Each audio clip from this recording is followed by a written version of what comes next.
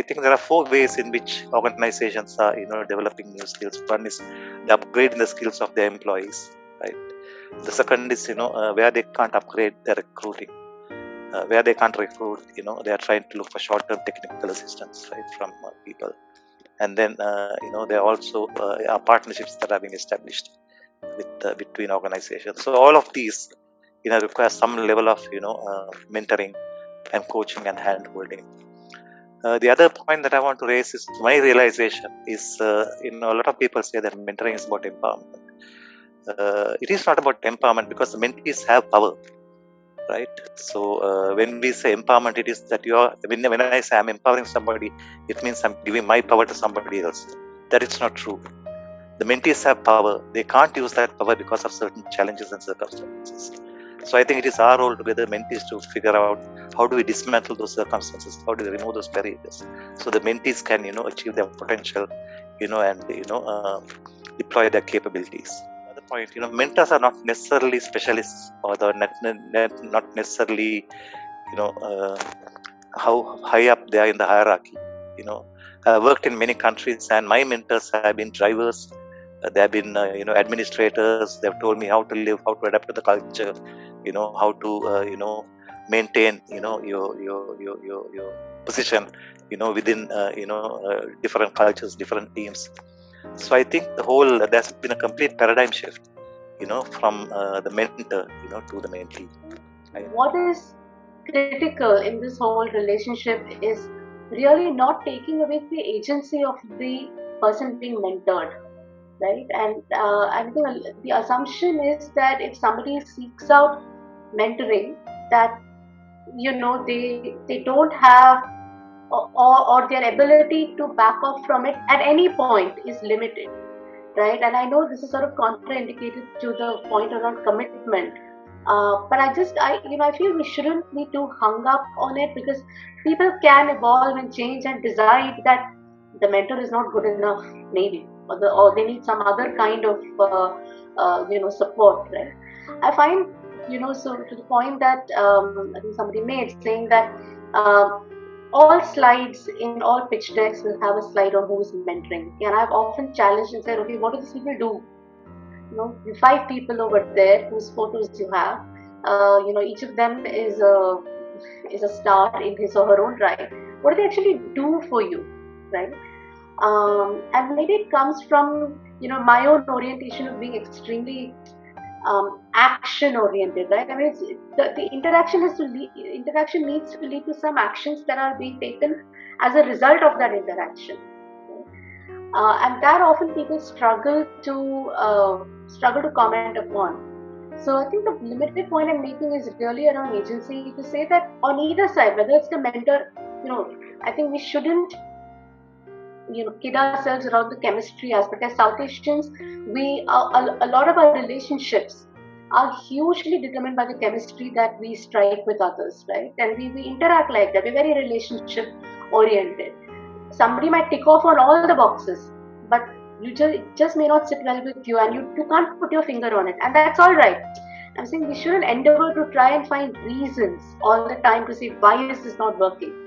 You met somebody, great person, good references, wonderful background, you just didn't hit it off, and that's all right. I think the value you would add to yourself is to walk away from it very quickly, rather than drag it on, unnecessarily, right? And make it uncomfortable and really unproductive for everyone. I was smiling at Aarti's point about, I was thinking of situations that I've, a mentor-mentee situation where I wish I had walked away from because it wasn't a fit. But the point I was trying to make was about this myth that whether it's a mutually beneficial relationship or the mentee benefits, I do think the circles like this, like these Zoom calls, can be echo chambers even in this, because I think I work in politics and we very deliberately have a structure called regional mentors for our participants, because politics is different for each state, and we realize that we're running a national level organization, but they need local support and local guidance. So we do pair up people with regional mentors, and then I think politics remains a very traditional space where when we approach mentors, so to say, they do think they're doing a favor to people by giving guidance to people. So I don't think there are different. It's good to be in these evolved spaces where we are recognizing that it's a very mutually beneficial process, but I don't think the entire world or all industries or all sectors have moved to calling it that, and we need to recognize that as well. It's definitely a big learning for us that we thought it would be a good opportunity for the mentors also to kind of engage with young politicians, aspiring politicians, to understand what's happening, but not everyone views it that way. And to just meet people where they are in their understanding of mentor-mentee relationships or just the process, I think shifts quite a bit based on sectors, just speaking from recent experience that we've been having. Yes, I don't feel that this is not always organic, and this is not only should be accessed when it is needed. Because to feel that need, they need guidance. I'm talking about mentees. They should feel the need. How will they feel the need? So for that, it cannot be organic always. I will stand on somewhere in between. So it is not always organic, because when someone is coming to you as a mentee, they have many things in them. It's not they are coming as zero. Not obviously, but they have taken some decision to come to you or to come to a mentor. That means they have something in them. That is obviously some kind of urge, organic. Okay. But obviously we cannot access them every time when it's not needed. So it is kind of understanding the situation, the purpose. It depends upon the industries or the fields or the issues we are mentoring on it. It is a bit different every time. Because I've benefited so much from structured mentoring that I realized that was a reactive response. I'm going to try and give a more balanced response now. That as I was thinking about it, I think I've different mentors for different parts of my life, right? Like when it's for organization, I have mentors, and it really helps to have a structure to it, because I'm good at, say, program design, I can be good at communications, but I really am bad at HR. But if I have a mentor who's meeting me every single week, which happened with me in an incubator, and I'm so grateful for Samit sir for that weekly calls despite his busy schedule. It was that structure which nudged me to move ahead in putting a performance evaluation system for the organization. If not for the structure, organically I wouldn't have gone, because it's not my strength, it's not even my interest. Sometimes I'd rather do things that I'm good at or take away my bandwidth automatically. So in that case, structure really helped me. It kept me going. It helped me move on things that otherwise I wouldn't have moved.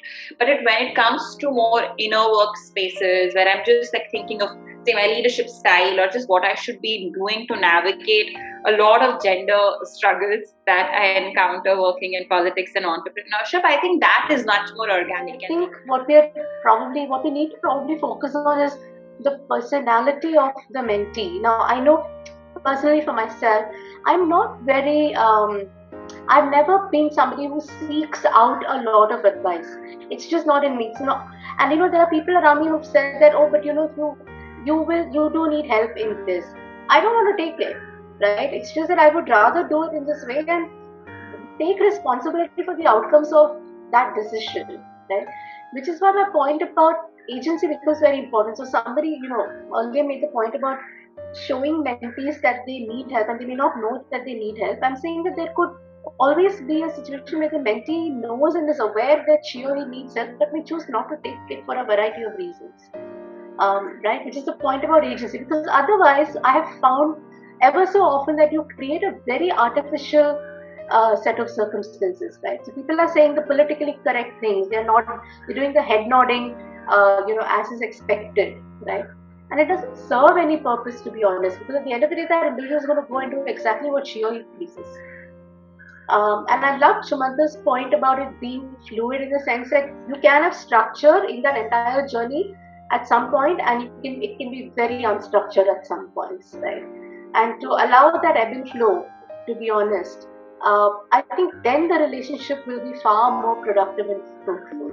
So I think this is a very important point, because a lot of the young people I speak to, they say, I'm worried, I'm anxious, I need somebody to help me, I need somebody to mentor me. And I think that one of the responsibilities or the role of the mentor is to very specifically drill down, into identifying what are the specific anxieties, what are the specific worries, splitting it up. Is this personal? Is this professional? If it's personal, then, kind of what are the things that you're worried about? If it's professional, what are the issues that you're struggling with? So once you kind of break up, the anxieties, it's like eating the elephant, one bite at a time, right? So you kind of address, the ones which, you prioritize, what are the ones which are urgent, what are the ones which are important, what are the ones which you can, put on the back burner, what are the ones that are really, you need to address now.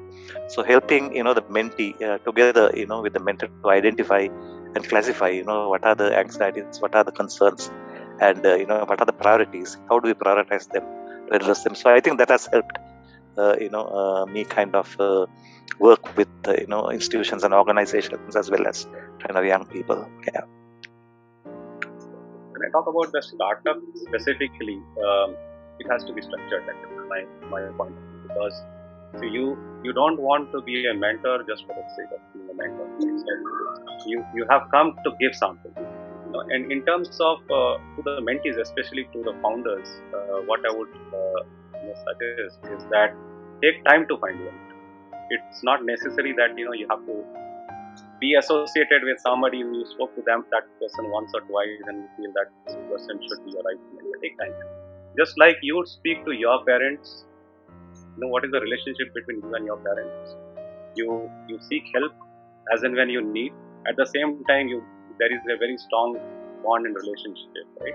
So that's the kind of mentor that you would be looking for a startup who is really ready to help you take your journey, your startup to a completely different track. And for that, what essentially is required is that as a mentee, you find the right mentor whom you trust. If you don't trust, of course, it's not about a mentor giving you a particular advice. You're not going to take it and implement that particular advice unless there is a trust. So there has to be. You should take time, build that trust in the relationship. Take time to find out who's your right mentor. Need not be. You could have one mentor for entrepreneurship, one mentor for your health or whatever. So it's not necessarily that one mentor fits everything, every part of your or your professional career development could be a completely different. So you have to take time and find it. At the same time, the mentor should be equally responsible. So you should have discussion with your mentors. What are you going to do? How is it going to be beneficial for you? It's not about just giving advice and then not taking ownership or responsibility for that particular advice. So you have to come to some kind of a structure and say that, what is the outcome that I can get if I get associated? How can you help me take my business or take my startup to a different level? How can you help me strategize? That is your need. So that all comes from finding your need and then coming to a very structure. Typically, my mentoring has been where we connect every week. Irrespective of the startup may feel the need of it or not, it's typically once in a week minimum, and feel free to call at any given time. It should be like, just like you can call your parents. So similarly, my mentees can call me and I can call my mentees and we can call them. Unless we are working in that kind of a relationship, it's really not possible. How to help the company startup works. It's very difficult. That level of relationship has to be fixed. And of course, it has to start with a need. And I agree to what Sumanta said. It has to start with a need. Unless we identify the need, you will not find it.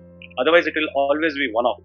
I'm facing this particular challenge in my career right now. Okay, it could be that, and for that you can definitely talk to different mentors, get the right advice, of course, whom you trust and whose advice you will actually go and implement.